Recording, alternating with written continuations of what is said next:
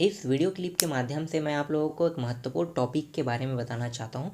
ये बहुत ही महत्वपूर्ण टॉपिक है। ये जानना आप लोगों के लिए बहुत ही ज़रूरी है और ये सिर्फ एक क्लास के लिए नहीं है, ये सभी क्लासों के लिए है।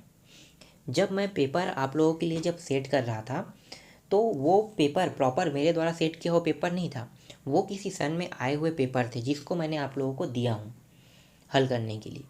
तो वो प्रश्न को जब मैंने एनालिसिस किया तो मुझे उसमें कुछ महत्वपूर्ण जानकारी प्राप्त हुई, जिसको मैं आप लोगों के बीच में मैं साझा कर रहा हूँ। आपके पेपर में जो टोटल जो पेपर का नंबर होता है वो कितने का होता है? 75।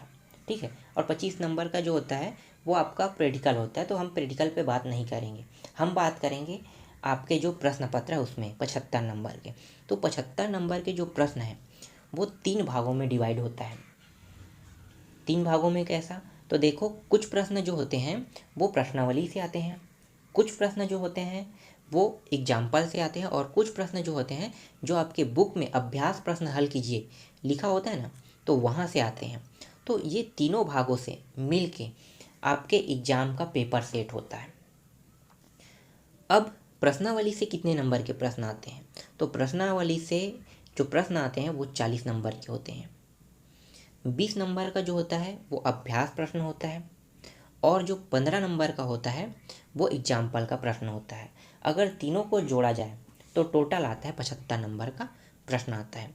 अगर हम इनमें से किसी एक को फोकस करते हैं तो हम अच्छे अच्छे नंबर नहीं ला सकते हैं। अगर हम सभी चीज़ों को एक साथ फोकस करते हैं तो हम अच्छे से नंबर ला सकते हैं। जैसे आप सिर्फ प्रश्नावली के प्रश्नों को ही बस ध्यान दे रहे हो, एग्जाम्पल को नहीं दे रहे हो और अभ्यास प्रश्न को नहीं दे रहे हो, तो आपका नंबर कम आएगा। क्यों? क्योंकि आप सिर्फ प्रश्नावली को पढ़ रहे हो ना, एग्जाम्पल को तो छोड़ रहे हो, अभ्यास प्रश्न को तो भी छोड़ रहे हो।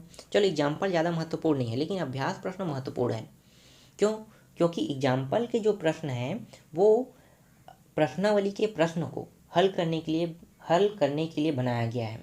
तो अगर आप प्रश्नावली के प्रश्न को हल करते हो तो एग्जाम्पल ऑटोमेटिकली हल हो चुका है। क्यों? क्योंकि वो हमें सिखा रहा है एग्जाम्पल कि प्रश्नावली के प्रश्नों को ऐसे हल करना है।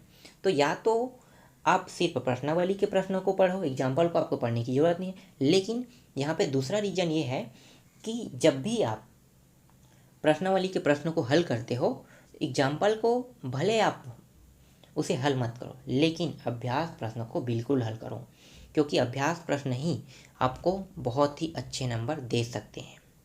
तो ये बहुत ही महत्वपूर्ण टॉपिक था जिस पे मैं आप लोगों के साथ चर्चा किया हूँ, और ये मुझे लगा कि नहीं आप लोगों को बता दूँ।